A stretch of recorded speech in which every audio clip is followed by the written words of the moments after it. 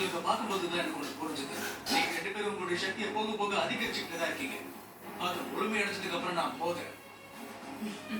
தோத்துட்டதுக்கு அப்புறம் அழக்கூடாது, ஓகே? இங்க என்ன நடக்குது?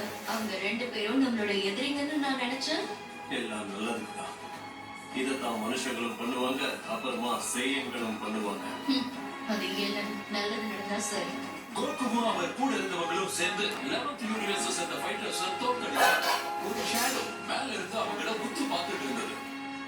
அவதான் அவங்களோட அடுத்த எதிரியா? அப்படி இருந்தா அவன் எந்த மாதிரியான ஆளா இருப்பான்? டூர்னமெண்ட் ஆஃப் பவர் இன்னும் நடந்துகிட்டு தான் இருக்கு. அடுத்த முறை டிராகன் பால் சூப்பர்ல பார்க்கலாம்.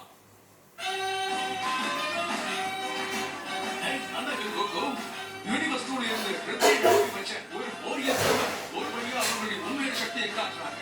அதோட பயங்கரமான டிரான்ஸ்ஃபார்மேஷன் இந்த டூர்னமெண்ட் ஆஃப் பவரையே கலக்குது. நானும் 17ம் ஒன்று சேர்ந்து யூனிவர்ஸ் டூவோட போது எல்லாமே சூடு பிடிக்க போகுது. அடுத்தது நம்ம டிராகன் பால் சூப்பர்ல வர போகுது. உண்மையான அன்பு ஜெயிக்குமா? 2வது யூனிவர்ஸ் உடைய மாயா சேனல் வாரியர்ஸ். அது மிஸ் பண்ணாம பாத்துருங்க, சரியா?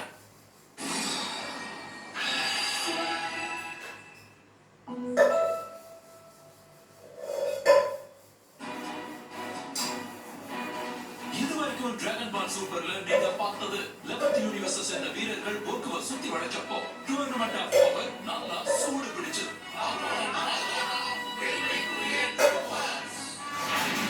தப்பான இடத்துல தப்பான நேரத்துல கான்ஃபிளவும் கேளும் தாக்கப்பட்டான். ஆனா அடுத்து நடக்கிற எல்லாமே அவங்களுக்கு சாதகமா முடிஞ்சது. அது எப்ப நடந்ததுன்னா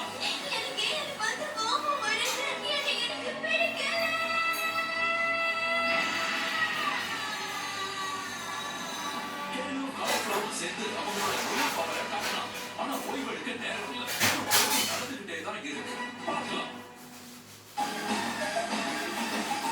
உண்மையான அன்பு ஜெயிக்குமா? 2வது யூனிவர்ஸை சேர்ந்த வாரியர்